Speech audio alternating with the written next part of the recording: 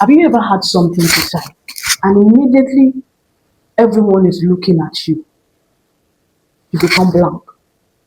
Or sometimes you feel a sensation rushing through you and you begin to ask yourself, I wish I had said something. If that look like what you've experienced, welcome. I am Khalilat BintKamal and I'm using this medium to welcome you to my channel. On this channel, I'm going to be sharing with you everything about communication, ethics, and at the same time, important things that you need to put into consideration in your social, professional, and personal gathering and connections. So today, what do we have to say?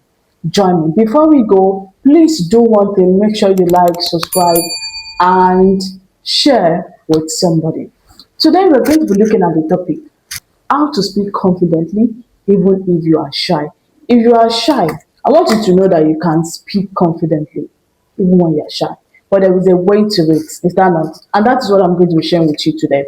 I have a few points with me here, and I'm going to share them with you. I'm not just going to share them with you, I'm also going to give you practical examples that you are going to be able to recognize those periods when you find yourself in those moments. So the very first thing you need to know, number one point, confidence is not a personality, it is a skill. Most of the time, you feel like this person is born with confidence, but the truth is, they are not. You grow into it over time. It is not a personality trait, it is a skill. You learn it. You learn to be confident in how you speak, in how you show up. You just enter a room and everything in that room changed. You might not be wearing the most expensive clothes, but when you enter the room, they feel your presence. They know that somebody has just entered. That is one thing I want you to remember. Always remember that number one point, that confidence is not a personality trait. It is a skill, and you, yes, you looking at me, you can learn it. Number two, let's go to it. Stop trying to sound perfect. The reason why you find it difficult to exhibit confidence because you want to sound perfect. You want people to give you a remarkable review, a remarkable commendation that, oh my God, that person speaks so well. That person is so. Because of that, you have now decided that you have to speak perfectly before you can be able to express who you are, before you can be able to connect with people. No, please don't do that. So stop trying to sound perfect. You need to stop trying to sound perfect, because when you continue to do this again and again, you feel so down. Because anytime you want to speak, you feel like this is not perfect enough, this is not good enough, people will not listen to me, and because of that, guess what? You remain stuck and you continue to have fear inside of you. Number one, do you remember? Number two, we just talk about it. Stop trying to sound perfect. Let's go to the next one. Number three, slow down. What did I say? Slow down. When you are rushing your words, it signifies that you are anxious. Yes, it shows people that you are nervous. But when you slow down, it gives you a kind of authority when you speak. When you slow down, it gives you authority. You see what I did there? You slow down. People want to hear you more. They are anticipating what you want to say next. And that's why you use the right pauses. We're going to be talking about that in another episode. Slow down, don't rush your words. Let me give you a scenario. Like I said, I'm going to give you examples. For example, you are in a meeting and they want you to contribute, or everybody has contributed, or they said, okay, we're going to do this. We're starting from our right. So from Ekene, please, you're going to speak next, then we rotate it, we hear everybody's opinion. Then it gets to you. You're already somebody who is not used to this. And you begin to feel like, what did I want to say? First and foremost, your nerves will begin to tell you something, will begin to signal like something is happening. Oh. But when you eliminate that fear, that nurse will calm down and tell you that don't worry, everything is fine. The nurse will tell yourself that no, your nurse will communicate that don't worry, everything is fine. You are under control. Things are under control, they are fine. But when you aggravate it, then that is when you just collapse. You find yourself rushing your words. And at the end, people will not understand what you are saying. All they can see is somebody who is nervous, somebody who is anxious, somebody who is not confident. And you don't want to appear like that. Do you get that? Regardless of that gathering, even those people are of high, they are of top profile beyond your current profile, you still need to be confident. You know that confidence that comes with the little experience you have or the little knowledge you have. If your knowledge and your experience is of this level, your confidence in expressing it is like this. If your confidence in expressing it is a little bit higher than that experience itself, your people will have you at this level. They will think you know more than what you know. In your own head, you understand that this is what you know. But because of the confidence at which you used to portray it, they will have you at this level. And that's why you see some people that they look like somebody that they know everything so much that you feel like, is there something this person doesn't know? It is because of the confidence they have in sharing what they know. And because of that, they share it with so much enthusiasm. They are not anxious. So when they are talking about it, they talk slowly. They say it with authority. So slow down your words. Don't rush. I was about to give you an example when you are in a meeting. So now it is your turn to talk. You just stand up. Thank you very much for the opportunity. You're not saying thank you very much for the opportunity. I don't know what to say. You don't rush your words. Let me just quickly say it so I can just sit down. Don't do that. That is the time for you to prove yourself. That is time to tell somebody that next time we're going to call this person. There are so many things I'm still going to share with you on this part too. So speak slowly. Thank you very much for this opportunity. I enjoy everybody's opinion so far. And one thing I would like to add is this. You can see that I didn't rush those words. I pronounce each word one after the other. And because of that, the people around you will want to listen. They will want to listen to you because you give them that push to do so without coercing them, just because of the way you command your voice by slowing down. You see what I did there? By slowing down. So do not rush your words. That is number 3. Number 4, let's proceed. Number 4, prepare your opening sentence. This is what I do the most. Before I go to any gathering, especially when I know that there's some places that are around where my friends or people who knows me will be, I make sure I prepare my sentences or when I'm having an opening speech, because that is the very first thing that will determine if people will listen to you or not. That will determine if your audience, your colleagues at work, your fellow members in your club or your meeting will listen to you. Prepare your opening speech. It is very important. Even when I'm not going for a keynote, yeah, I'm going for a conference as an attendee. And I believe that there are moments where I want to network or I want to make a contribution or ask questions. I'll prepare what I want to say ahead. Speak to my wall in my room while I was in school. Speak to the wall in my room and begin to speak. Okay, what if they just call me? What will I say?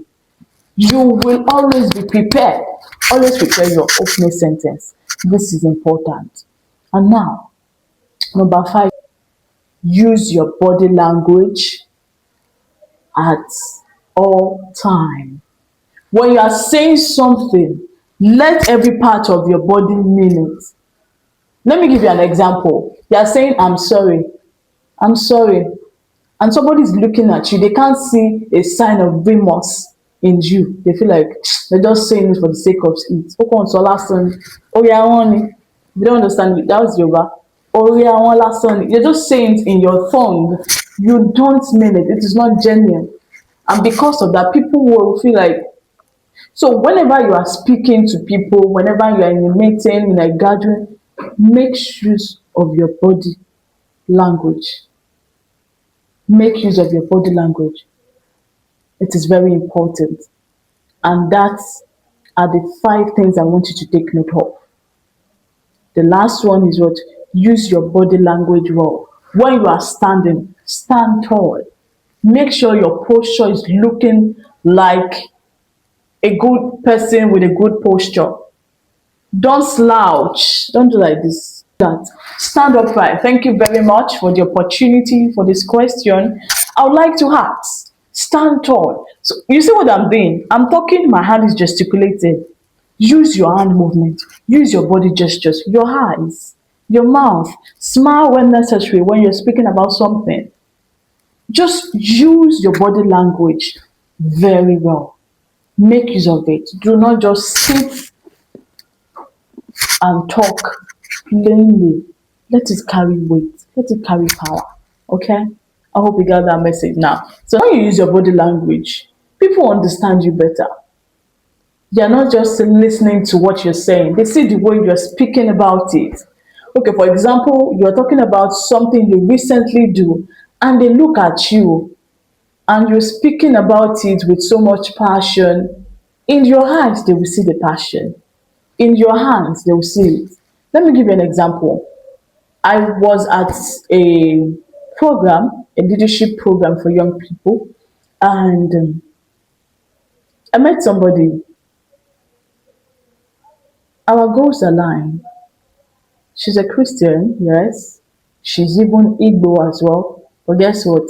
We share the same birth month, the same year, but just different dates. It's funny, right? So, and we feel like, oh my God, and we have the same interest. She speaks, she writes. She's also she also has background in medicine, health.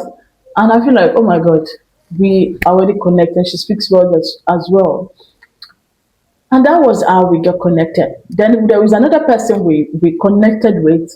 He organized events just like I do.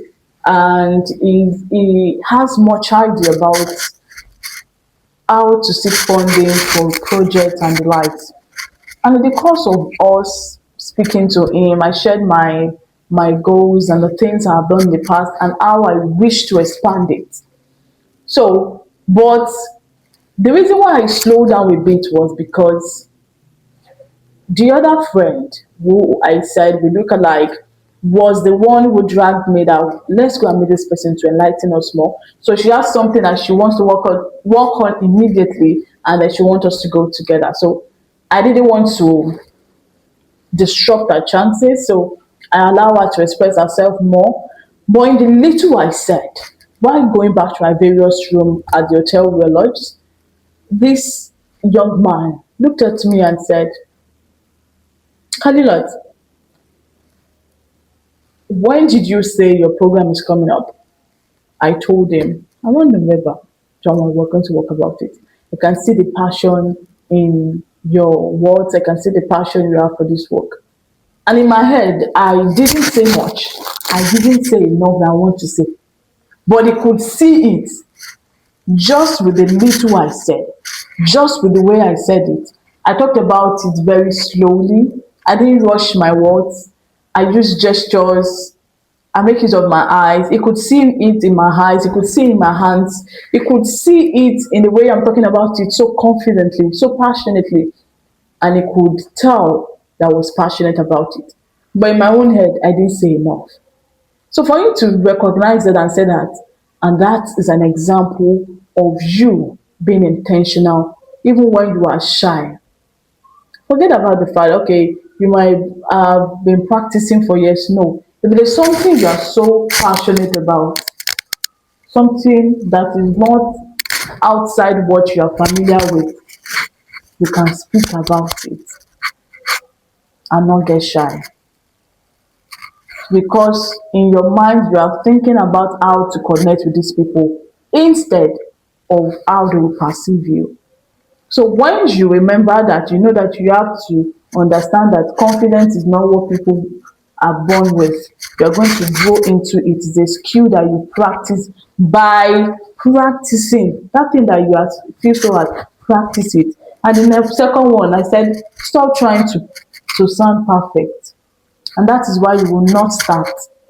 Don't try to sound perfect. Just start anyhow.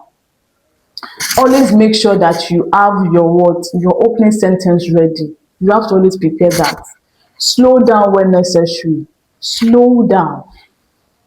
It is often said that when you are in a very high pace of words when you are speaking, that particular one you want people to listen to the most. Slow down.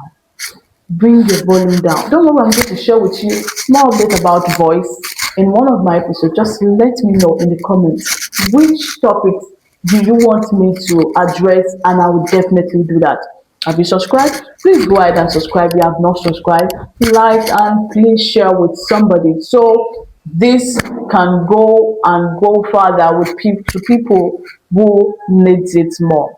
So now I have something for you that you need to do this week. Here is a challenge for you. It's an exercise. I want you to commit yourself into speaking in a meeting or speaking in a conversation that you will naturally keep quiet. Even they invite you, you say, yes, okay. But I want you to intentionally speak about it today. That conversation that they're inviting you to, speak about it. Join them in that conversation. Even when they did not invite you, there are people you are comfortable with. Speak about it. Be intentional about it. And when you begin to do this, believe me, you'll begin to see the improvements when you do this constantly. Every day you tell yourself, today I must be a part of a conversation. That shyness I must throw it away. So I want you to always remember that confidence is not something you are unlucky because you're not born with confidence. No, it is a skill that you can learn. You grow into it. And if you want to grow into being confident, you have to start that thing that feels so hard. Join that conversation today. Speak at your meeting this week and make sure that every day you record how you feel at the end of the day. Oh my God, I just spoke at this meeting. Tell yourself at the end of your day, ask yourself, how do I feel speaking about it? How did people respond to me? And that way, you begin to know where to improve yourself. Thank you very much for being a part of this episode. I want to appreciate you. Remember to subscribe, like, and share with friends. Until I meet you in my next episode, I want you to know that your voice is more than a sound. Your voice is influence, and it is important that you use it wisely. See you in the next episode.